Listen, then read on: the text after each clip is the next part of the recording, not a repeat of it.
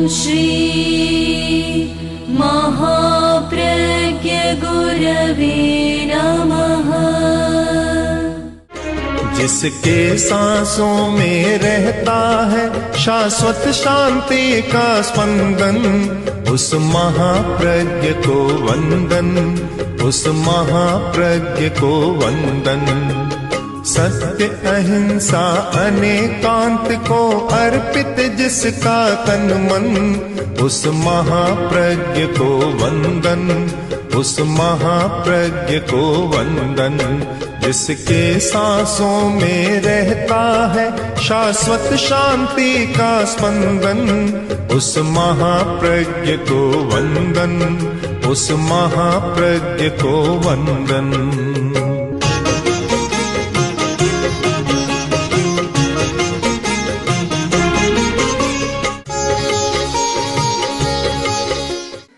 दो भाई, छोटा भाई आर्थिक दृष्टि से बहुत कमजोर था, बड़ा भाई कुछ ठीक था।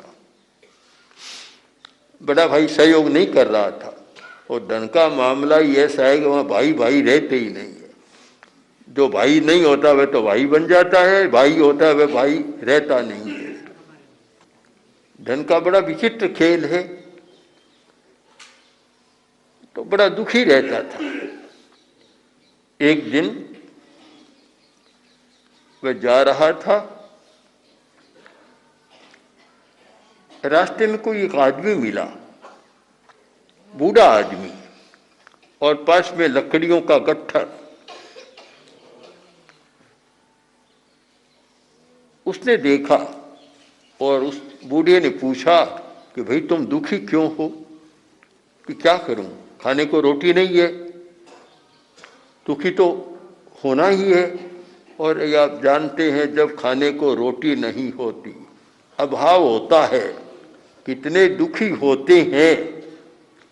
शायद समाचार पत्र पढ़ने वाले जानते हैं या सुनी सुनाई बात जानते हैं, हम तो आंखों से देख कर आए। हमने यात्रा में ऐसे लोगों को देखा कितने दुखी हैं, और उन्होंने बताया कि क्या करें, सुबह मिलता है तो शाम को नहीं मिलता, शाम को फाका, तो मिलता ही नहीं खाने को। तपस्या करने वाले तो उपवास कर सकते हैं, पर सब में तपस्या की शक्ति नहीं होती, प्रतिदिन तपस्या भी नहीं होती। यह रोज का सवाल है। 2 बार पूरा खाने को मिले ऐसे बहुत कम लोग हैं। अनुपात देखें, हिंदुस्तान की 1 अरब की आबादी में शायद 50 करोड़ लोग, 40 करोड़ लोग ऐसे हैं जिन्हें 2 बार पूरा खाने को नहीं मिलता। छोटे बच्चे भी भूखे रहते हैं नहीं। बड़े बड़े लोग या जिन्हें खाने की सुविधा है वे कल्पना ही नहीं कर सकते। हमने तो आंखों से देखा, जा रहे थे, रास्ते पर ठहरे थोड़ी देर पानी पीने के लिए, इतने में कुछ लोग इकट्ठे हो गए। एक भाई बोला, प्रौढ़ आदमी था, बोला महात्मा जी हमारी कोई व्यवस्था करें। मैंने पूछा क्या व्यवस्था? कि न तो घर है, न खेती के लिए जमीन है, न कोई कुआ मतलब कुआ है खेती के लिए, और न दाना है खाने के लिए। दिन को खाते हैं तो शाम की चिंता पूरे दिन सताती है, भूखे ही सोते हैं, फिर सुबह की चिंता सताती है। अब आप कल्पना करें, जिस व्यक्ति को यह रोटी की चिंता सताती रहे, कैसी स्थिति बनती होगी। एक युवक ने बताया, आज तो वह बहुत समृद्ध है, उसने बताया कि वर्षों तक 2 बार चूल्हा नहीं जला। ये जैन समाज और सल समाज की बात है। वर्षों तक 2 बार चूल्हा नहीं जला, बस 1 बार रोटी मिलती थी, न नाश्ता और न कोई शाम का भोजन, 1 बार खाना मिलता था। हम लोग संयम करें, श्रद्धा के साथ, त्याग की भावना के साथ। कभी एकासन करते हैं या कम उनोदरी करते हैं, कम खाते हैं, तो वह किंतु श्रद्धा की भावना तो थी नहीं, न संयम की भावना थी, न त्याग की भावना, अभाव की भावना। अभाव में तो हमने तो इतने लोगों की पीड़ा को देखा है, अनुभव किया है कि शायद शहर में बैठे लोग कल्पना भी नहीं कर सकते, जान भी नहीं सकते। ऐसे लोगों को देखा। जब महाराष्ट्र से मध्य प्रदेश की सीमा में प्रवेश किया तो ऐसे लोगों को देखा जिनका रहने का मकान घास भी पूरा नहीं है, केवल पेड़ के पत्तों से छाया हुआ सारा कुटिया या झोपड़ियां है, खाने की भी व्यवस्था पूरी नहीं है, काम भी पूरा, रोजगार भी पूरा नहीं मिलता है। तो दुख तो बहुत है। तो वह भी एक दुखी आदमी था रोटी के अभाव में। बोला बाबा रोटी नहीं मिल रही, दुखी हूं बड़ा। अब वह कौन आदमी था पता नहीं, कोई लगता है कुछ और ही आदमी नहीं था, किसी कारण से आ गया। उसने कहा देख बेटा, ये मेरा लकड़ी का गट्ठर मेरे घर तक पहुंचा दे तो तुझे ऐसी चीज दूंगा कि फिर कभी दुख नहीं होगा। पहुंचा दिया, गट्ठर ले लिया और उसके घर पहुंचा दिया। और उसने कहा लो ये ले जाओ, एक चक्की है, चक्की मेरे पास एक चक्की है। अब कोई सारी लगता है दिव्य माया सी लग रही थी कि चक्की है। उसने कहा चक्की का क्या करूंगा? कहने इसको घुमाओ, दाईं ओर घुमाओ, जो मांगो निकलता चला जाएगा। बंद करना हो तो बाईं ओर घुमा देना, फिर वह बंद हो जाएगा। खुश हुआ, घर पर आया, पत्नी ने देखा कि दाने तो लाए नहीं, चक्की लेकर आए, करूं क्या, पीसूं क्या? घर में दाना हो तो पीसूं, अनाज हो तो पीसूं, करूंगी क्या? दो चार गालियां पत्नी ने भी सुना दी। और जब रोटी का प्रश्न होता है तो गाली गलौज आपस में भी पति पत्नी के भी हो जाता है, क्या करें? उसने कहा तुम चिंता मत करो, एक कपड़ा लाओ, कपड़ा बिछा दो बढ़िया सा मजबूत। उसने कपड़ा बिछा दिया, वह बैठा और चक्की को दाईं ओर से घुमाने लगा कि बोल क्या चाहिए? कि चावल का ढेर लग गया। पत्नी आश्चर्य में डूब गई कि ये क्या माया है। बोला और क्या चाहिए? जो चाहिए, बस कहती गई, घुमाता गया, निकलता गया। और जब बस अब नहीं निकालना है, बाईं ओर घुमाया, सब बंद हो गया। अब तो हाथ में ऐसी विद्या आ गई, ऐसा एक चमत्कार आ गया, अजूबा आ गया कि जो चाहे सो मांग सकता है। थोड़े ही दिनों में अवस्था बदल गई। जब धन आता है, पास में सब कुछ आता है, मुंह मांगा मिलता है, तो सारी अवस्थाएं बदल जाती है, चेहरा भी बदल जाता है, स्थितियां भी बदल जाती है, मित्र भी बन जाते हैं, सब कुछ होता है। तो उसने धीरे धीरे अपना मकान बना लिया, बढ़िया मकान बनाया और धनी आदमी की तरह रहने लगा। बड़े भाई ने देखा, अरे कल तक तो ये मेरा भाई गरीब था, आज ऐसा कैसे हो गया? क्या हुआ है? सारी बात की जांच की, चोरी छिपे सारी बात को जाना कि ये तो गट्टी घुमा रहा है, मांग रहा है, मिल रहा है। अब भाई के मन में भी लालच आ गया।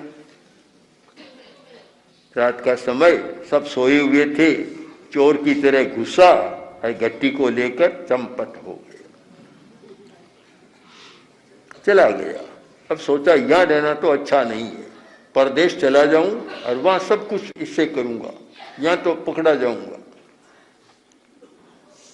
नौका, नदी, नौका में बैठा है, गट्टी पास में है, भोजन कर रहा है, किंतु संयोग की बात के नमक लाना भूल गया।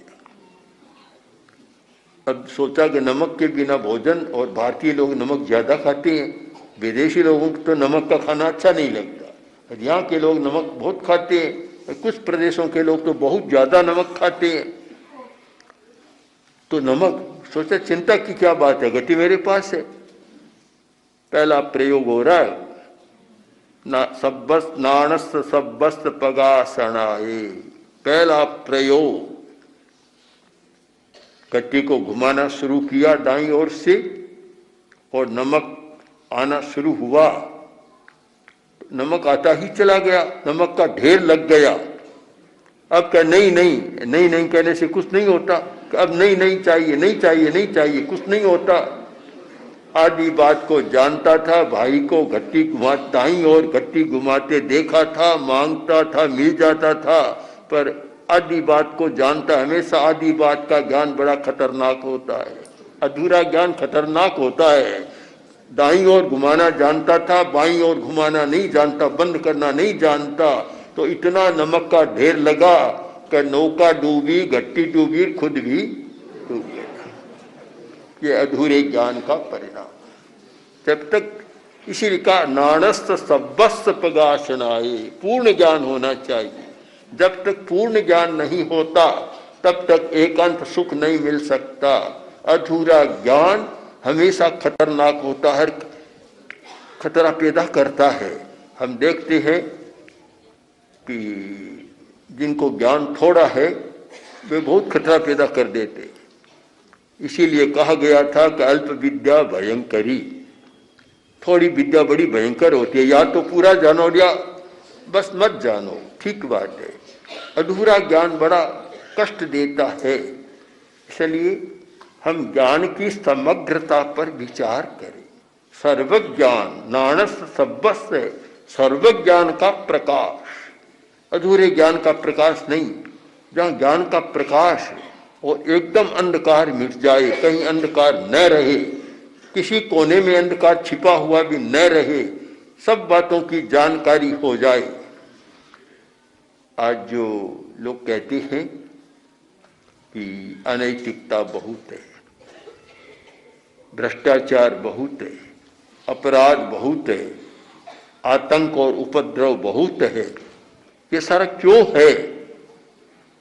अधूरे ज्ञान के कारण। परिपूर्ण ज्ञान नहीं है। जब ज्ञान पूरा नहीं होता तो फिर एक अंधेरा और होता है, मोह का। अन्नान मोहस्य विवज्जना, ये अज्ञान मोह का, अज्ञान अज्ञानात्मक मोह का एक और परिणाम होता है, वह और अंधकार है। आदमी जानता हुआ भी नहीं जानता। संस्कृत के प्रसिद्ध वाक्य है जानन नपि न जानाति। एक तो नहीं जानने वाला नहीं जानता, एक जानता हुआ नहीं जानता, दो कोटियां बन गई। पश्चन नपि न पश्यति, देखता है पर नहीं देखता। शृण्वन नपि न शृणोति, सुनता हुआ भी नहीं सुनता।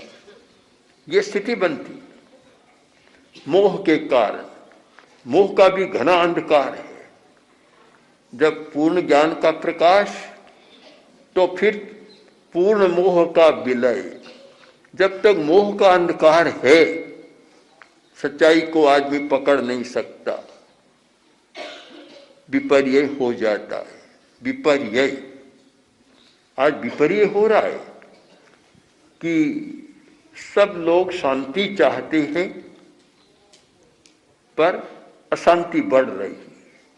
इसका कारण कि विपर्य, जो शांति नहीं दे सकता उसकी ओर तो भाग दौड़, भागम भाग। जो शांति दे सकता है उसकी ओर पीठ दिए हुई।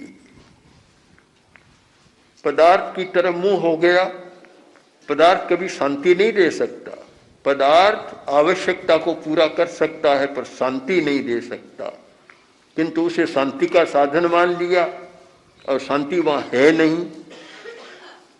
इसीलिए आज बहुत लोग हिंदुस्तान की ओर आना चाहते हैं, बाहर के लोग। कारण कि वे मानते हैं कि हिंदुस्तान में शांति का सूत्र है, शांति का ज्ञान है। और शांति का ज्ञान क्या है कि पदार्थ की ओर चलते जाओ, अशांति पैदा होती जाएगी, और पदार्थ को छोड़ते चले जाओ तो शांति मिलेगी। यानी त्याग, ये शांति का मार्ग खोजा गया। छोड़ो छोड़ो, शांति का मार्ग खोजा गया। इकट्ठा करो, ये शांति का मार्ग नहीं हो सकता। क्यों? कारण है कि पदार्थ और भय दोनों को कभी अलग नहीं किया जा सकता। जहां पदार्थ है वहां भय का होना निश्चित है। औरों की तो क्या बात, कभी कभी हमारे मन में भी आ जाता है कि देखो ये पड़ी है वस्तु, चाहे किसी की लाई हुई है, तो ठीक भीतर रख दो, कोई ले नहीं जाए। बोला हमारे पास कुछ नहीं है तो भी आ जाता है, तो जिनके पास इतना सारा धन है उनको तो भाई कितना रहता होगा। एक भाई आया बहुत बढ़िया घड़ी लेकर, क्योंकि महाराज ये घड़ी लो। मैंने कहा नहीं लेंगे। क्यों नहीं लेंगे? नहीं, बड़ा खतरा है, ये साधारण घड़ी पड़ी है, कोई चिंता नहीं होती, कोई उठा के ले जाता भी नहीं है। अरे वह बढ़िया घड़ी है तो जाब्ता करना पड़ेगा, कभी इतना जाब्ता करो कोई उठा कर ले नहीं जाए, तो एक भाई का सिर पर भार और मोल ले ले। और मैं तो मानता हूँ बढ़िया चीज साधु को तो लेनी ही नहीं चाहिए। साधारण बस ऐसी चीज ले कि चोर का मन भी नहीं ललचाए, ऐसी चीज लेनी चाहिए जो कहीं खुला पड़ा रहे, कोई दिक्कत न हो। जो वह गीत गाया गया है ना, खुला संतारा बारना, तो खुला दरवाजा रहे, कोई चिंता नहीं होती। बहुत बढ़िया चीज ले ले तो साधु के लिए भी वही बात है, सिर पर भय का भूत सवार हो जाएगा, भय लगेगा। पदार्थ के साथ भय जुड़ा हुआ है। साधारण चीज है वह तो नहीं, तो विशिष्ट आई, चाहे तो कपड़ा हो, चाहे कुछ भी हो, चाहे और कोई चीज हो, घड़ी हो, पेन हो, कुछ भी हो, बढ़िया लेना ही खतरा है, भय को निमंत्रण देना है। अगर हम मोह की बात करें, गुरुदेव ने इस विषय पर अच्छा प्रकाश डाला था कि अगर माँ का अपने पुत्र के प्रति मोह न हो तो पुत्र कोई बढ़ेगा ही नहीं, समाप्त हो जाएगा। बड़ा कितना कठिन काम होता है पुत्र को पालना। छोटे बच्चे को एक दिन के से लेकर और 5-7 वर्ष हो तब तक उसका पालन करना माँ ही कर सकती है, बाप तो नहीं कर सकता। मैंने बापों को देखा है।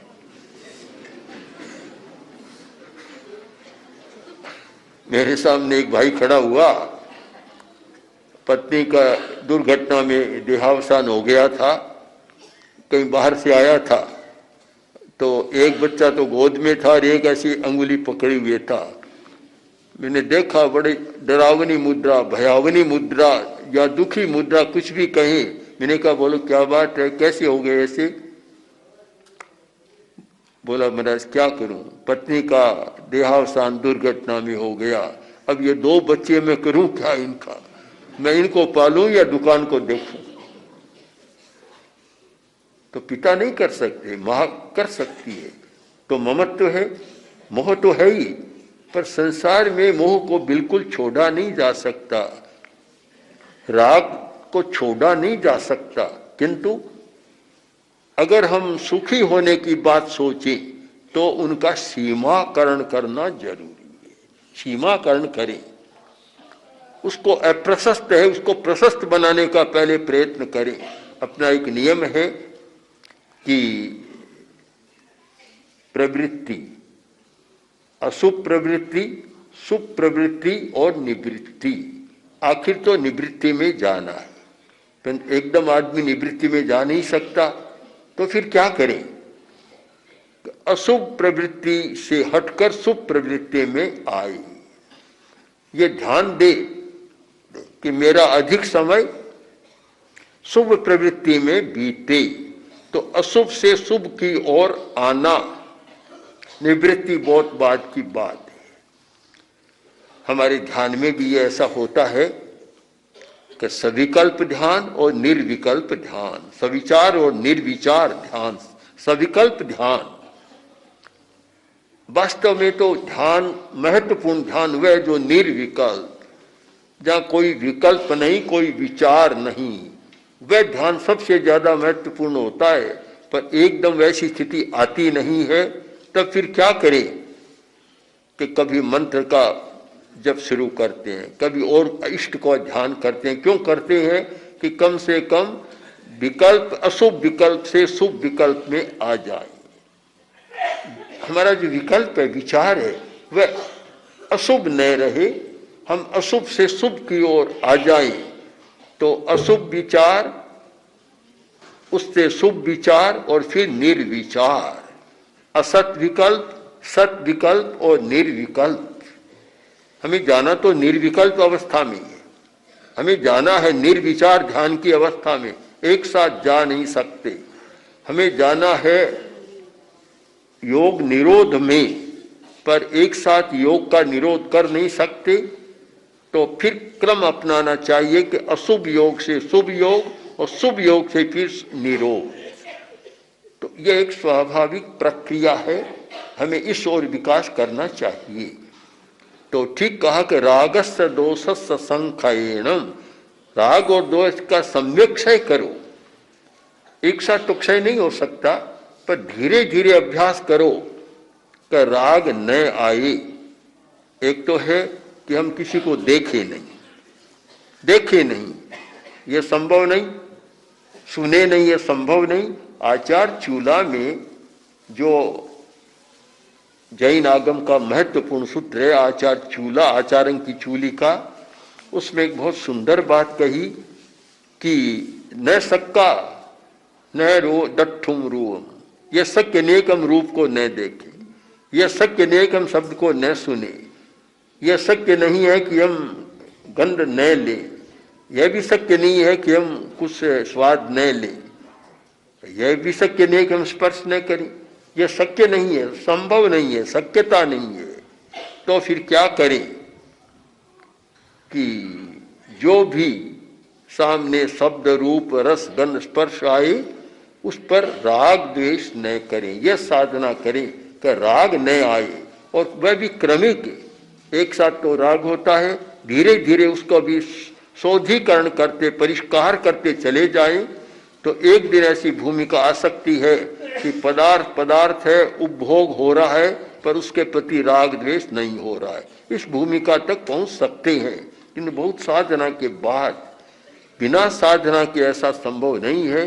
पर हमारा लक्ष्य बन जाए तो लक्ष्य के साथ धीमे धीमे अभ्यास करते करते हम उस स्थिति में जा सकते हैं। मैंने देखा, जब बहुत वर्ष पहले मैं यहाँ ध्यान का प्रयोग कराता था नीडम में, तुलसी अध्यात्म नीडम में, तो 3 भूमियों का अनुभव किया कि कानों में शब्द आता है और शब्द के प्रति ध्यान चला जाता है। एक भूमिका ये है। दूसरी भूमिका कि शब्द आता है पर उसके ध्यान नहीं जाता, बस कान में शब्द पढ़ रहा है और कुछ नहीं हो रहा है, उस और ध्यान नहीं जा रहा है। यह दूसरी भूमिका। और तीसरी भूमिका है कि कितना कोलाहल हो रहा है, कान में शब्द आ ही नहीं रहा है। ये आगे की अग्रिम भूमिका है। तो अग्रिम भूमिका हमें पहुंचना तो वहां है कि इंद्रियां खुली है, आंख खुली है, कान खुला है, सब खुला है, सब कुछ हो रहा है, पर हमारे लिए कुछ भी नहीं हो रहा है। वहां तक पहुंचना है, ये एकांत सौख्य का मार्ग है, किंतु एक साथ नहीं, धीरे धीरे। तो गुरु ने एकांत सुख का रास्ता बता दिया, इतना सुंदर कि कानों में शब्द पड़ा और उस ओर ध्यान चला गया। उस व्यक्ति ने मेरे बारे में क्या कहा, मेरे बारे में क्या कहा। अगर कोई अप्रिय शब्द कह दिया तो तत्काल द्वेष में चला गया, प्रिय कहा, प्रशंसा करी तो राग में चला गया। तो वह एकांत सुख का मार्ग नहीं है, कभी राग, कभी द्वेष, कभी सुख और कभी दुख। एकांत सुख का तो मार्ग यह होगा कि बस कान में शब्द आए ही नहीं, ये तो उस भूमिका में चला जाएगा। पर पहले ही यह मार्ग हो सकता है कि जो आए हम ऐसी साधना करें कि उसके आधार पर हमारे मन में सुख दुख की भावना, राग द्वेष की भावना पैदा न हो। यह एकांत सुख का मार्ग। जिनके मन में एकांत सुख की जिज्ञासा हो उनके लिए यह उत्तराध्ययन का 32वां अध्ययन बहुत मननीय और चिंतनीय है। ओम आर ओम श्री महाप्रज्ञ गुरवे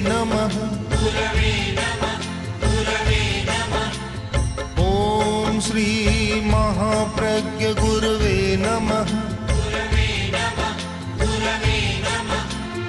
ओम श्री महाप्रज्ञ गुरवे नमः। ओम श्री महाप्रज्ञ